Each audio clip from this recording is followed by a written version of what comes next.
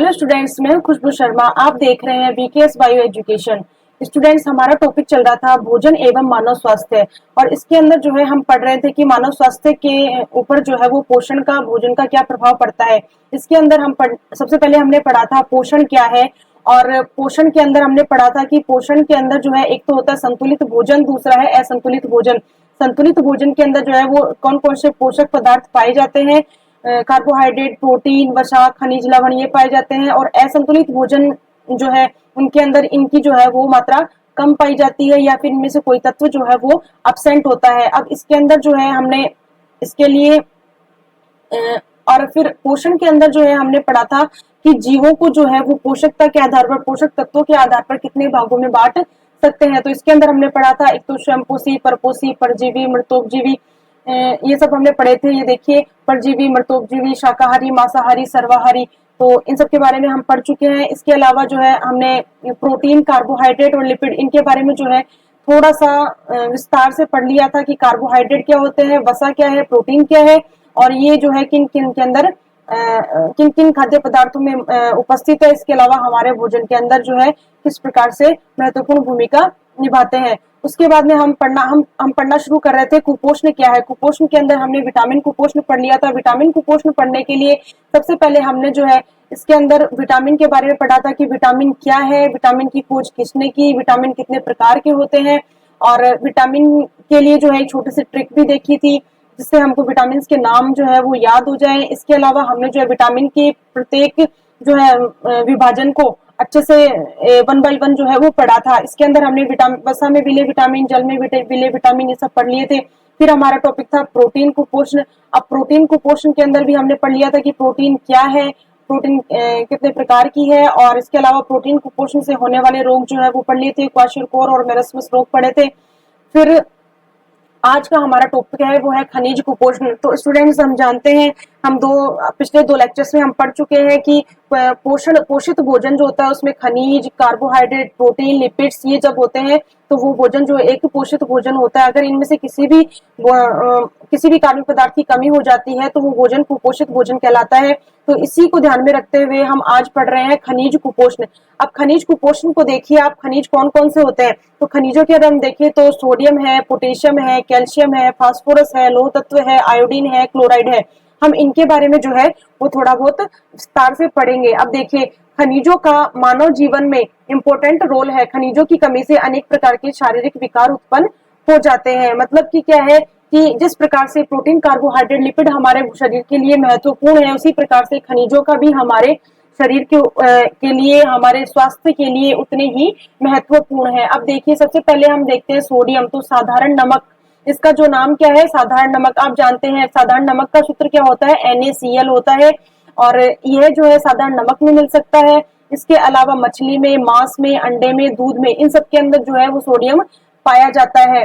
फिर इसका प्रमुख काम जो है वो मांसपेशी संकुचन करने का, तंत्रिकीय आवेग संचरण करने का काम कौन करता है, सोडियम करता है बॉडी में। सेकंड है पोटेशियम। पोटेशियम जो है वो लगभग सभी पदार्थों में पाया जाता है। जैसे सब्जियों में ले लो तो आलू में भी है, मशरूम में भी है, फलों के अंदर देखोगे तो आप ऑरेंज के अंदर भी मिलेगा, टोमेटो में भी मिलेगा, कुकुम्बर में मिलेगा। तो मतलब लगभग सभी पदार्थों में कुछ मात्रा में पोटेशियम पाया जाता है। और पोटेशियम का काम जो है हमारे शरीर में मांसपेशी संकुचन, तंत्रिकीय आवेग संचरण और शरीर का विद्युत अपघटन। अब बच्चों यहाँ पे नाम आ रहा है शरीर का विद्युत अपघटन। तो शरीर के विद्युत अपघटन को हम देखें तो जब हम भोजन करते हैं तो भोजन को अच्छे से पचाने के लिए अपघटन द्वारा अनेक भागों में तोड़ा जाता है। मतलब भोजन जब शरीर में जाता है तो वो अलग छोटे छोटे भागों में बट जाता है। जैसे वसा, कार्बोहाइड्रेट, प्रोटीन, खनिज, लवण, इन अलग अलग भागों में बट जाता है और बाद में संयुक्त होकर हमारे शरीर को जो है ऊर्जा प्रदान करता है। तो ये हो गया शरीर का विद्युत अपघटन। इसके बारे में हमने पढ़ लिया। फिर उसके बाद में है कैल्शियम। अब कैल्शियम जो है वो कहां से मिलता है, दूध से, अंडे से, हरी सब्जी से।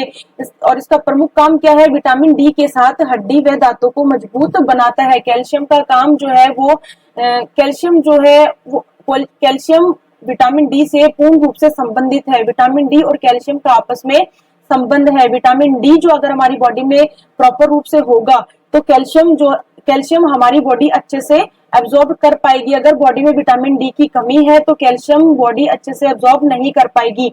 इसके अलावा हड्डी व दांतों को मजबूत भी बनाता है कैल्शियम, और रक्त का थक्का निर्माण करने में भी सहायक है। रक्त का थक्का निर्माण करने की एक अभिक्रिया होती है प्रोथ्रोम्बिन से थ्रोम्बिन का निर्माण, उसमें भी कैल्शियम इंपॉर्टेंट रोल निभाता है। फिर आता है फास्फोरस। फास्फोरस जो है मुख्य रूप से क्रिस्टलीय चट्टानों के अंदर मिलता है, और वो जैसे ही बारिश आती है तो वह घिस घिस कर या टूट टूट कर जो है मिट्टी के अंदर आ जाता है, और मिट्टी के अंदर उगने वाले पादपों से जो खाद्य पदार्थ हम ग्रहण करते हैं उससे वो हमारी बॉडी में आ जाता है, और उसके बाद में विस्ता के द्वारा शरीर से बाहर त्याग दिया जाता है। और ये प्रोसेस मनुष्य में ही नहीं, जानवरों में और पक्षियों में भी होता है। अगर किसी स्थान पर किसी पक्षी की विष्ठा और उसका मूत्र जो है वो इकट्ठा हो रहा है एक जगह पे, तो उस मिट्टी के अंदर फास्फोरस की प्रचुर मात्रा होगी। तो ये कहाँ से हमको मिलता है? दूध में भी फास्फोरस पाया जाता है, हरी सब्जियों में है ही, बाजरे में, सूखे मेवे में, इन सब के अंदर फास्फोरस की कुछ मात्रा मिलती है।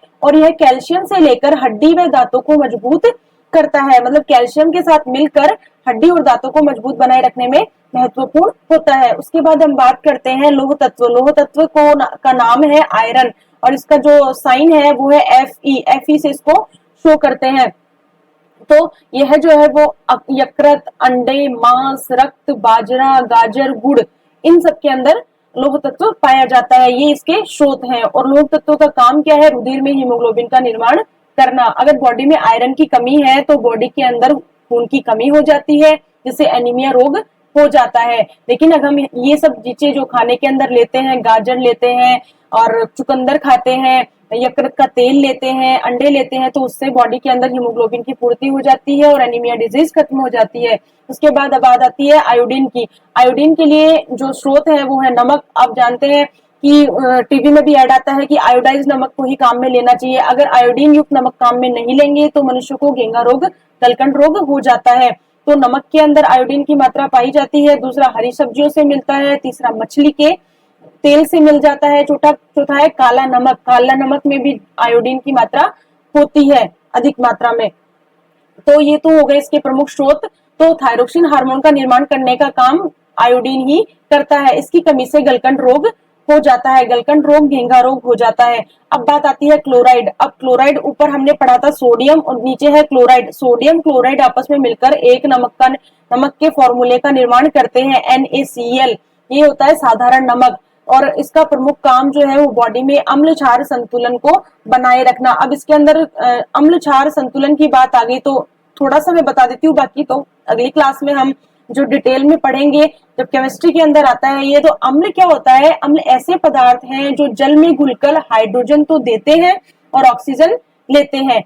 अम्ल क्षारकों के साथ क्रिया करके जल व लवण बनाते हैं। और अम्लीय पदार्थ कौन से हैं? दूध, दही, टमाटर, नींबू, अंगूर, सिरका। और अम्लीय पदार्थों का pH 7 से कम होता है। फिर हम बात करते हैं क्षारीय पदार्थ जो है वो हाइड्रोजन लेते हैं और ऑक्सीजन त्यागते हैं, और इनका pH 7 से ज्यादा होता है। और क्षारीय पदार्थों का मुख्य प्रयोग जो है साबुन में किया जाता है। तो साबुन के अंदर जो है साबुन बनाने के लिए सोडियम और पोटेशियम को काम में लिया जाता है। तो ये हो गया क्षारीय पदार्थ, ये हो गया अम्लीय पदार्थ, और ऊपर हमने सारे खनिज के बारे में पढ़ लिया। तो स्टूडेंट्स, हमने अभी तक जो है प्रोटीन के लिए पढ़ लिया, प्रोटीन कुपोषण पढ़ लिया, विटामिन कुपोषण पढ़ लिया, खनिज कुपोषण पढ़ लिया, और इन सब का हमारी बॉडी में क्या अच्छे प्रभाव है और क्या इनकी कमी से होने वाले जो है बुरे प्रभाव या उनसे होने वाली डिजीज, इनके बारे में हम इस टॉपिक में पढ़ चुके हैं।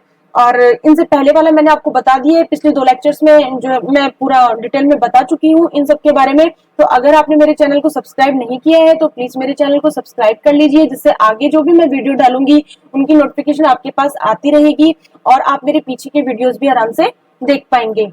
Thank you.